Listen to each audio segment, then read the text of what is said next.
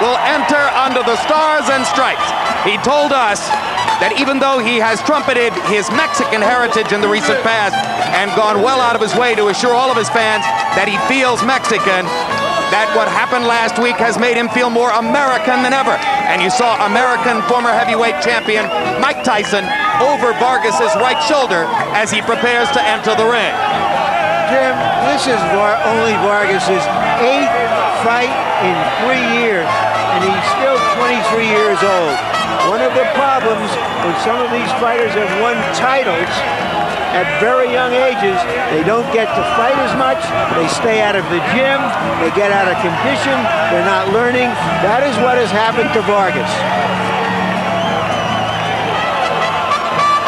For his part, Vargas and his trainer Eduardo Garcia say there were no hijinks and there was no failure of application in the lead up to this fight, that he's as well conditioned as he can be to fight Flores. Having learned the lessons he did, he probably is.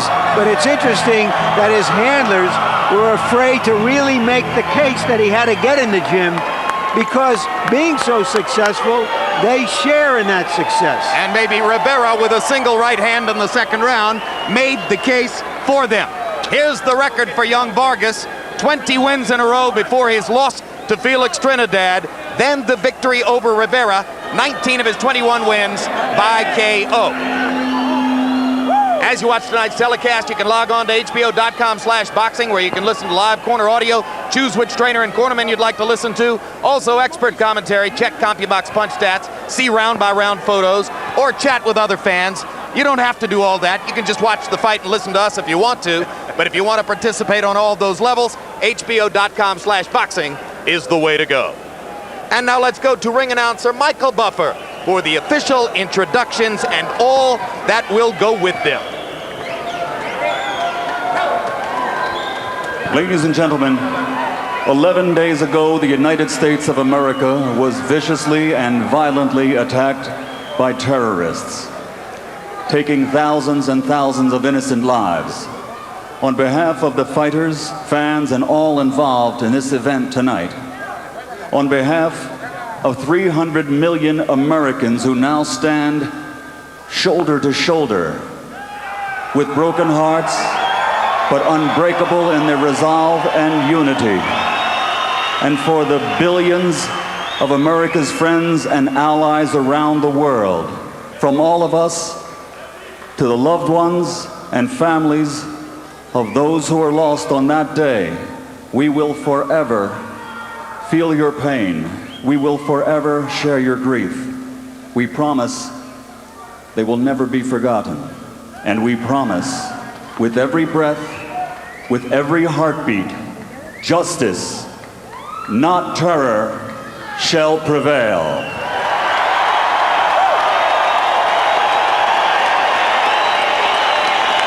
Ladies and gentlemen, at this time we would like to follow the tradition of boxing. Your attention, please. And we would like the timekeeper at ringside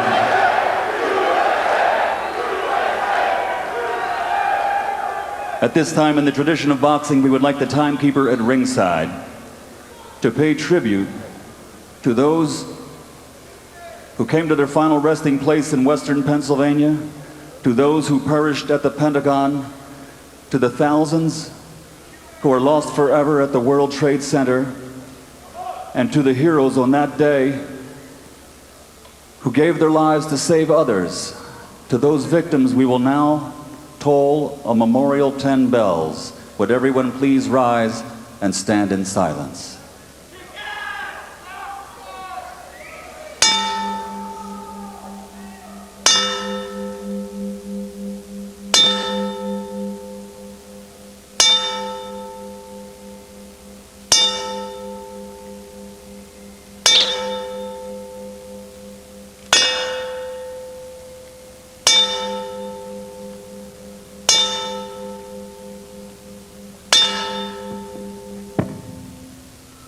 May they rest in peace forever.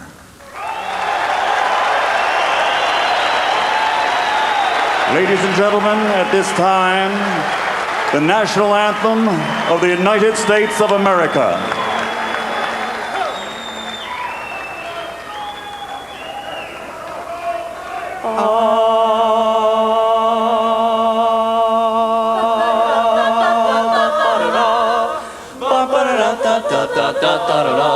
Oh, say, can you see by the dawn's early light what so proudly we hailed at the twilight's last gleaming?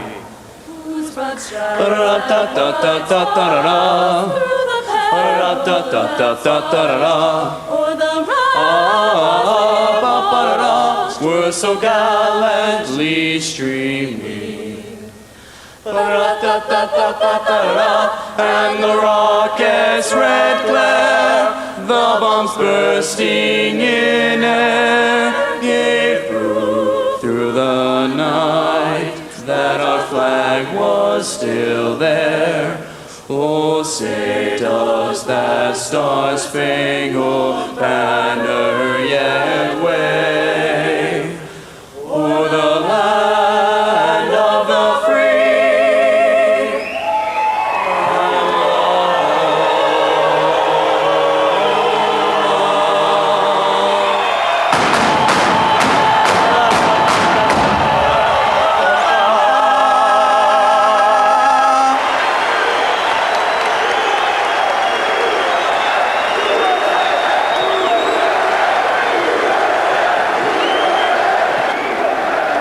Special thanks to the Las Vegas Academy and the Madrigals, and special thanks to our color guard here this evening.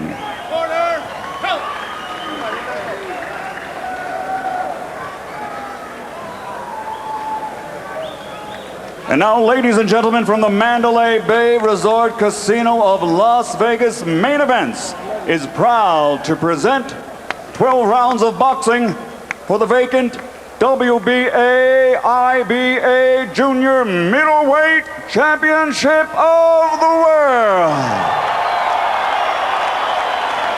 Brought to you in association with Miller Lite.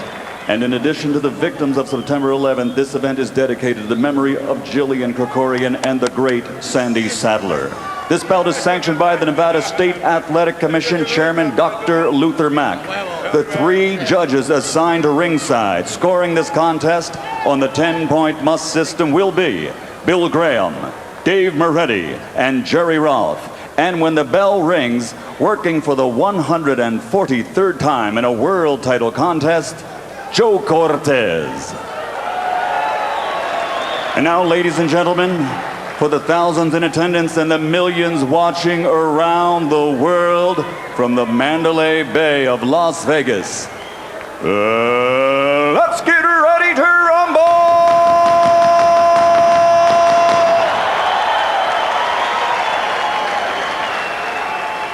Introducing first, fighting out of the blue corner, wearing blue trimmed with white and weighing in at 153½ pounds. An excellent professional record, standing at 42 victories, including 24 victories by knockout with 8 losses. He comes to us from Montebello, California. Here is the WBA #1 ranked junior middleweight in the world, Jose Shibata Flores.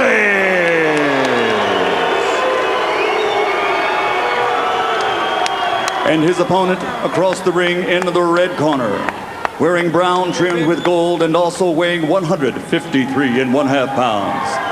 Also an outstanding professional record consisting of 21 victories in 22 bouts, including 19 knockouts with only 1 defeat, and he's the youngest ever to win a world title in this division.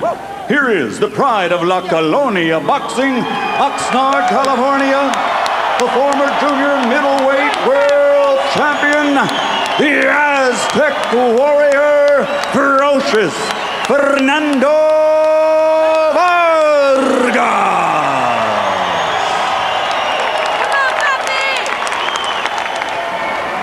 All right, gentlemen, we went over the rules in the dressing room. Ya estoy las reglas en el camerino. I expect a good, clean fight. Quiero una pelea limpia. Cuidado con los golpes bajos. Watch out with the low punches. Remember, guys, I'm fair, but I'm firm. Give me a good, clean fight. Touch him up. God bless you, and God bless America. Shibata Flores told us that this is a fight with gloves, not a war. It reminds us of all the overblown and overwrought language frequently used in this sport and others. Now that we know what real heroes and real courage are. Larry, I gathered listening to the guys talk that they both have a lot of respect for each other. Indeed, Emmanuel, you have a feeling that Vargas probably isn't all that comfortable with the prospect of fighting Shibata Flores. That's correct. I think they're good friends, boxing-wise, and I think socially, but I think he still feels a little bit of a respect factor coming into this fight for Flores. But normally, after a guy has been boxing with someone, say for 2 years, how long they've boxed, and Flores was the role of the employee, if he was really having the better of Vargas, I would say he would not have been around that long. So it lets me know that those workouts probably favored And Vargas. isn't there a mental barrier that's just difficult for the former sparring partner to overcome? He's been in the ring so often with Vargas where his job was not necessarily to threaten him, but to be a target. That's correct. He was actually playing the role of as an employee. And it's very difficult for a guy to get out of that. Round one begins cautiously. Vargas says that he realizes the style he showed against Felix Trinidad, particularly in the first round, was the wrong one for him. That he's a boxer, not a brawler.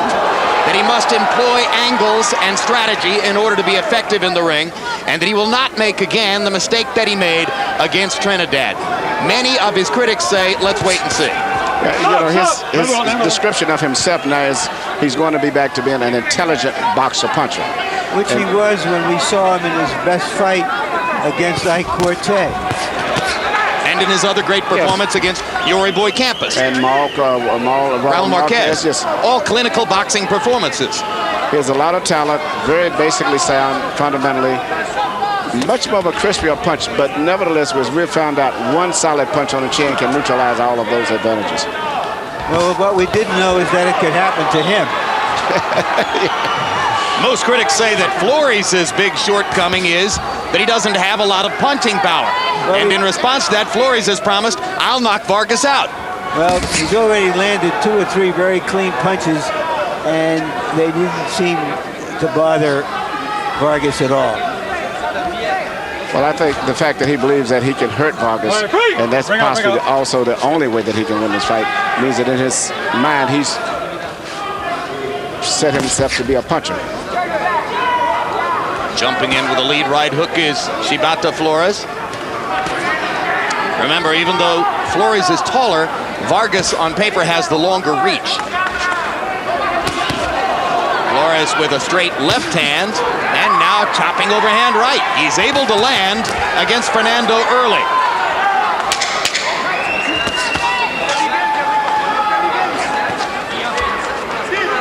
What I've noticed in the past, Emmanuel, is that he tends Vargas to come in too squarely and not at an angle. Is he coming in more at an angle now? I think he's definitely coming in more at an angle, and he should be boxing more. He's looking for a big punch. He's doing everything that he said he wouldn't do. Water here. You gotta be careful with the left hook. He throws it underneath. Be careful. Work intelligent. This fight's gonna be over soon. That's all he's got is that left hook.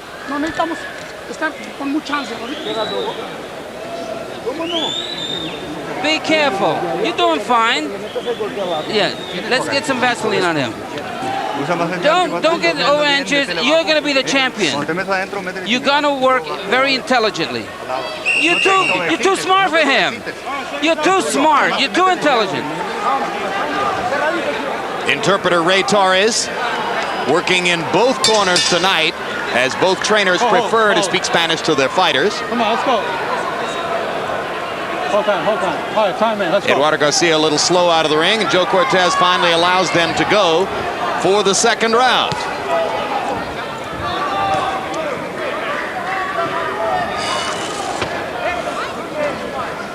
At his best, Fernando Vargas is a highly effective body puncher, particularly with the left hand. I didn't see a single landed body punch in the first round from Vargas. No, Vargas seemed to be sitting back very content to try to counter with his right hand or his left after Flores comes in, because Flores is a little bit slow sometimes, and he leaves himself open after he punches, and he's setting himself to counterpunch. But in the meantime, he should be moving him more, jabbing more, and boxing more where he can relax Flores. But every punch that he's fighting is a power punch. Chopping right hand by Flores, momentarily stunned Vargas, landing on the side of Vargas's cheek. Flores the aggressor, And and he catches Vargas again with a little right. he's been very physical. And in fact, Vargas is fighting the wrong fight. And now Vargas lands the right kind of left hook, and Flores goes to one knee. First knockdown of the fight. Flores thought he had Vargas hurt, was moving in to try to put more hurt on him, and caught the left hook. He's not as coordinated as Fernando is, but still, Fernando is fighting a fight that is still dangerous for him, because he's got so much talent that he doesn't have to take these risks if he would just use his boxing talents and much more crispier movements. Now Vargas begins to go to the body. You saw the double left hook upstairs. Flores trying to stay out of harm's way as Vargas looks to capitalize on the damage that created the knockdown. The knockdown was a good punch, but it was just as much credit to the fact that Shibata is off balance and so awkward when he punches.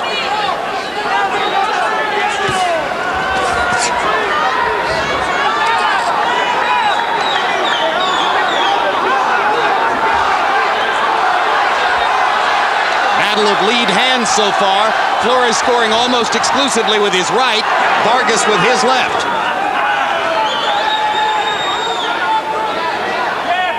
You wonder when Fernando might begin to try to employ a straight right hand. Yes, because he's a much more accurate puncher than. And it's the classic tool against the southpaw for a conventional fighter. The straight right hand lead once he gets close.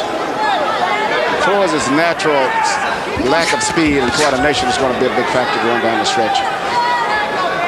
Flores already seems to be breathing through his mouth. I don't know if he's gotten overexcited about being in his first big fight, or if that's his natural way.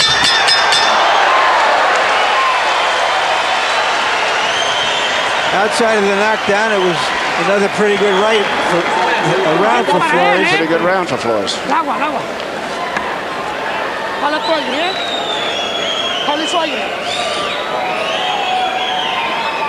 Don't get too excited early and try to load up so much. He may get knocked down a few more times, a lot just because of his bad balance.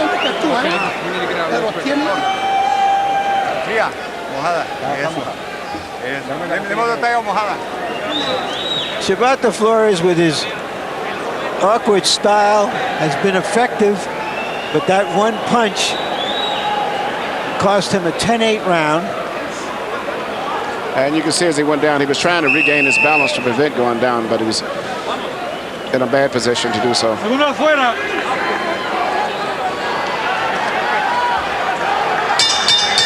Interesting start to the fight. Vargas not yet in peak form. Flores coming out throwing more punches than Fernando, but Fernando with one crisp left hook counter, perhaps seizing the early scoring advantage. But Fernando's got much better speed. I think he just needs to pick up his attack a little bit more, particularly operating off of his jab and that straight right hand right down the pipe.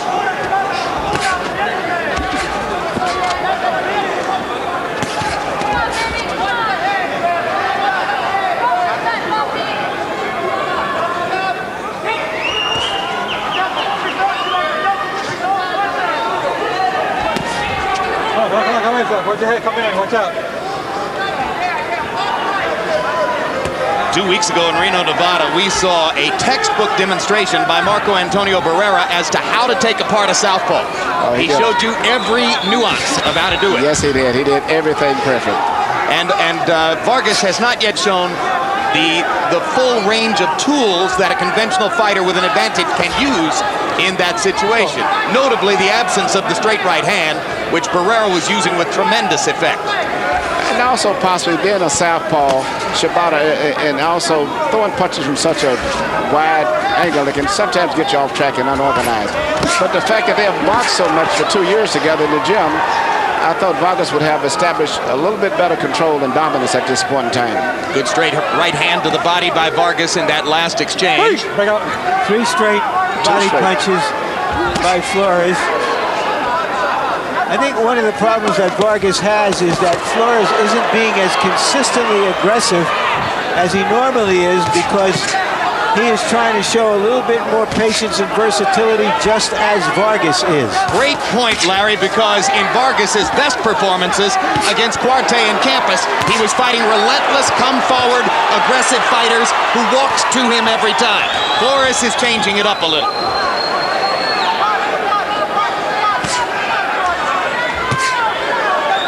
Now the straight right hand begins to show up in Vargas's arsenal. Fernando's energy level seeming to go up just a little bit in this round.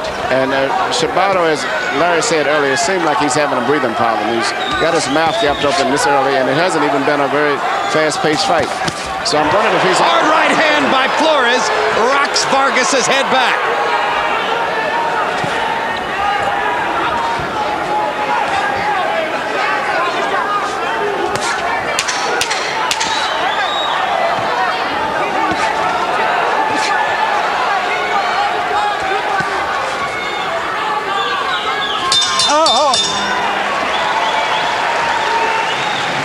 For boxing, mark these dates on your calendars. Next Saturday night, TVKO pay-per-view. Felix Trinidad and Bernard Hopkins battle it out for the undisputed middleweight championship. The fight postponed from September 15 to the 29th. On October 6th, Boxing After Dark returns with rising star Julio Diaz taking on Angel Manfredi. And November 17, TVKO pay-per-view brings you the rematch of Hasim Rahman versus Lennox Lewis for Rahman's heavyweight championship of the world.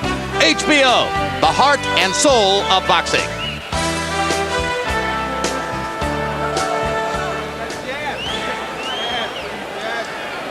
The baby there is one of Fernando Vargas's children. There's Fernando Jr. on the lap of Fernando's mother, and that's the Vargas contingent. Fernando says, you know, I'm fighting for the purpose of putting food on my children's table, so therefore tonight there is no friendship with Shibata Flores. You know, after what I've saw the first 3 rounds, if I was in the corner of Fernando Vargas, I would change strategy and have him to go directly to Shibata Flores and try to engage him in exchanges, because if he makes Flores punch very rapidly, he would have the advantage, because Flores basically loops wide punches. It means that Vargas would always beat him to the punch with short punches, and also his balance is much better. He should go right to him and keep shooting short punches, where he's much better coordinated than Flores is.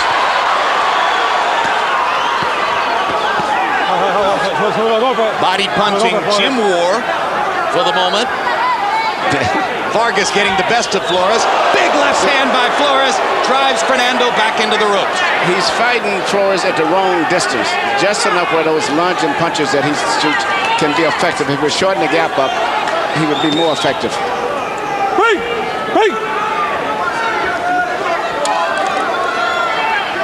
By CompuBox numbers, Vargas landed half of his power shots and threw 27 of them in round 3. So his activity level has been picking up.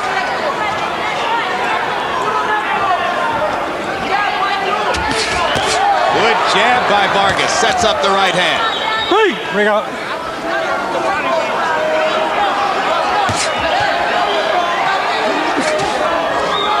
Again, at his best, Vargas has a thudding jab. Yeah, but he needs to use it more. Yep. Doesn't use it enough. Flores is a lunger. When he shoots, if he misses a punch, if you notice, he almost falls down and loses his balance and momentum just off of bad balance alone. But see, once again, Vargas is fighting at the wrong distance without jabbing.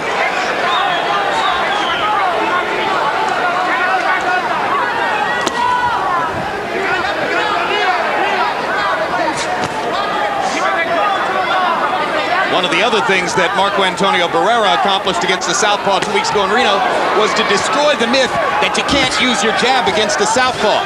He made it work like a symphony. And Vargas has begun to use his jab more frequently here in round 4. It looks like it could set up a lot of good stuff for him if he'd stay with it.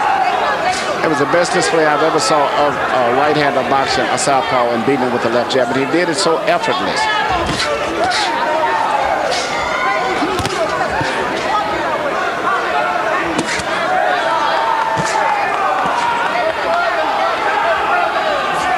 Round 4, the most one-sided of the fight so far, as Fernando Vargas seems on the verge of finding a formula that might allow him to bust Shibata up. That's the way he should continue to fight him at this distance right here. Because Flores is not that coordinated. He's going to look very awkward trying to punch.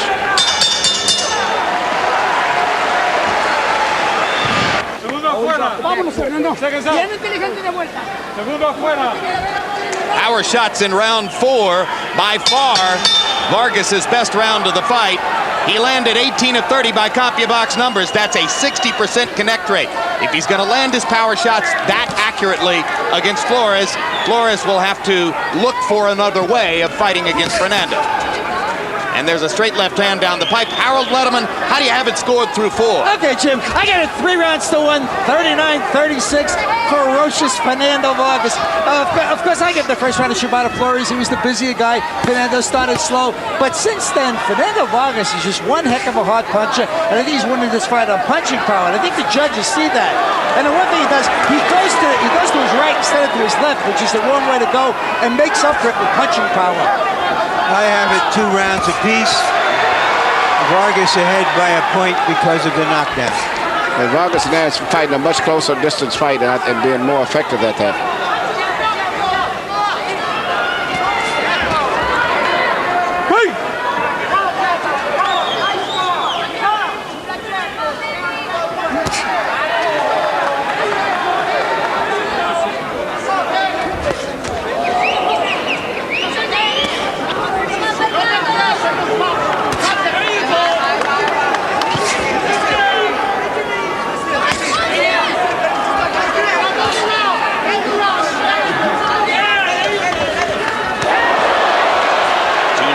Land for Flores. Vargas smiling.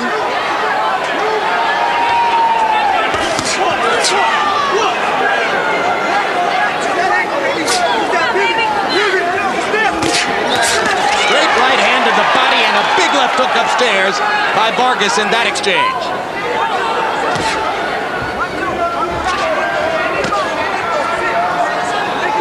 Venga.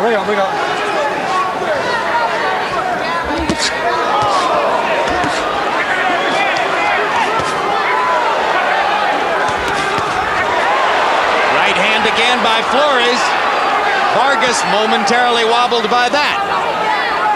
Flores not a big puncher, or else he might have done some damage to Fernando with some of the clean shots he's landed early. But he's given Vargas a lot of problems. Vargas seemingly is sparring or boxing with him for the first time. He seems to be still very uncomfortable and can't adjust to Flores' style of punches and his delivery. Well, sometimes you can try to be too intelligent in a prize fight. It's still a fight. And Flores comes back and catches him after he lands those punches and pulls back and relaxes to admire his work. And Flores comes with those off-the-wall punches and hits him right on the chin.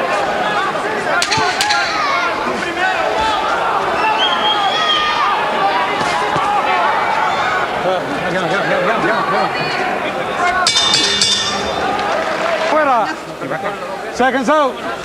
Vargas's purse for this fight, incidentally, is about $1 million. Flores is getting $315,000, roughly 10 times more than he's ever earned before. And very happy about it. Yep. Very satisfied.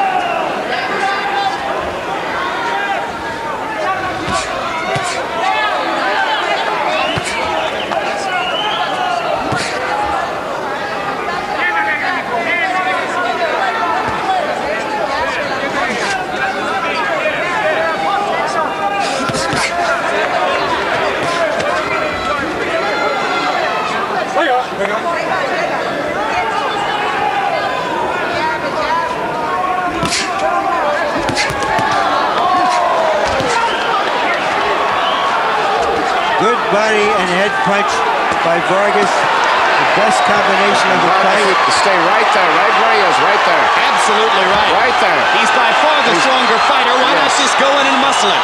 Yes, but he stopped punches there. He stayed right in bad balance right there. You cannot stop punching in front of this guy, because it seems like he'll punch and he'll relax and think that everything is safe and he stops, and always Shibata comes back.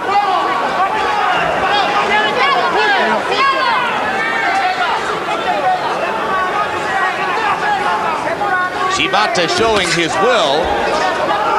Vargas has the greater skill.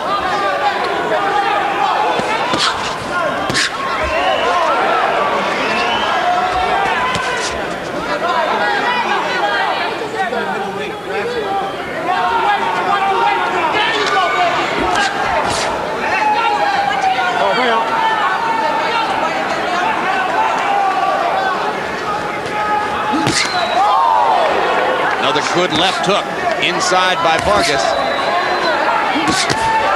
But he stays at mid-range and allows Flores to rake him with a right hand.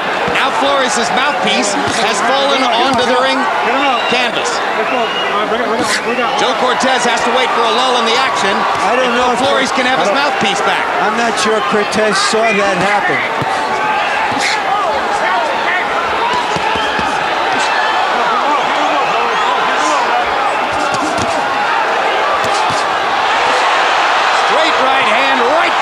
By Vargas. Backs Flores up. And this is where Vargas needs to stay. No aguante. Let's go.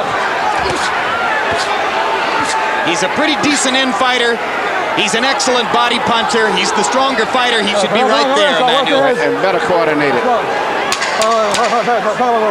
But I think a lot of those right hands that we think that he's landing, I don't think he has successfully landed that much. And Fernando, I think, is well aware that Shibata has no mouthpiece as he goes after him, and Flores. Like the Vargas we came to know before his fight with Trinidad in this round.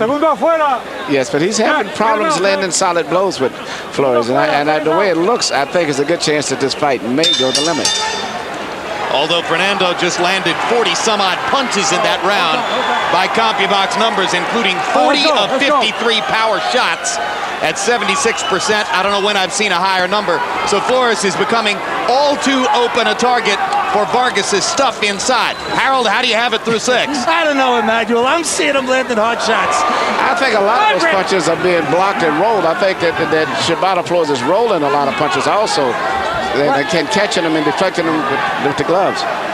Okay, 5 rounds to 1, 59-54 ferocious Fernando Vargas. I mean, he's doing all the really heavy, hard hitting. And basically, that's how boxing is scored.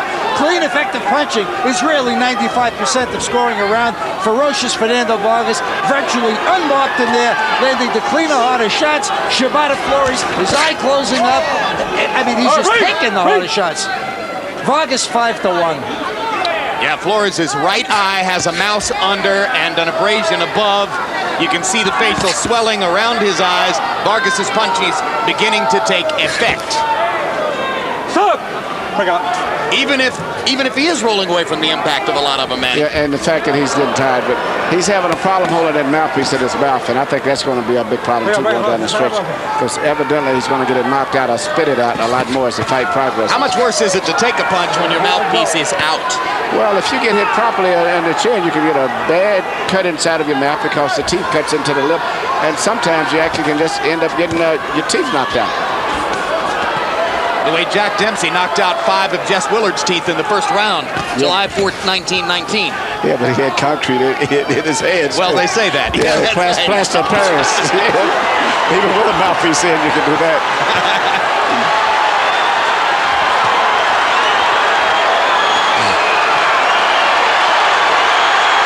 Another Vargas display.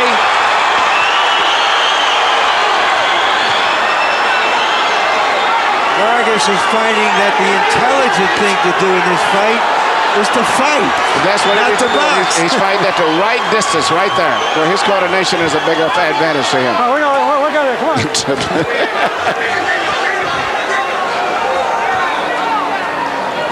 Bring up.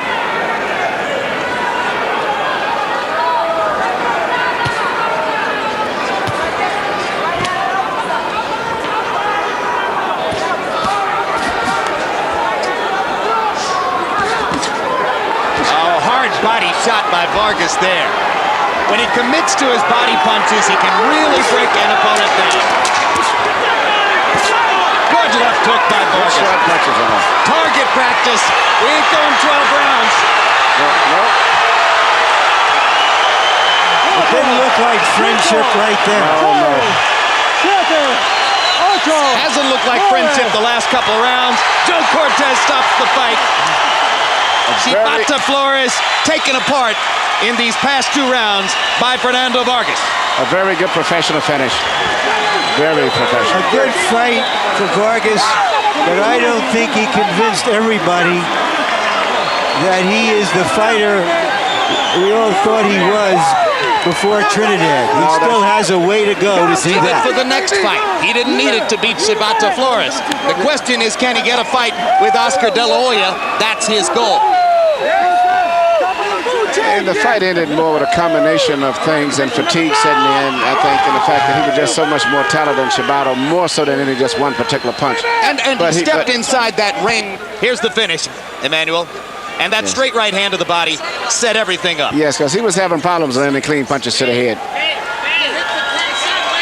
So then he goes inside, backs Flores into the corner, and this is what prompted Cortez eventually to figure that Shibata had had enough.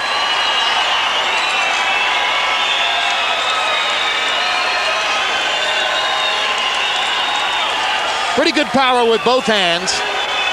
Just so many punches. He was trying to get away from the punches, but it was coming in profusion, as Howard Cosell would say, and he couldn't get away from all of them. Howard's not around. You may adopt profusion as your own now, Emmanuel. And now let's go to ring announcer Michael Buffer for the official particulars on this one. Ladies and gentlemen, referee Joe Cortez reaches the count of 10 at 2 minutes, 59 seconds of round number 7. The winner and once again champion, now the 2-time junior middleweight champion of the world, ferocious Fernando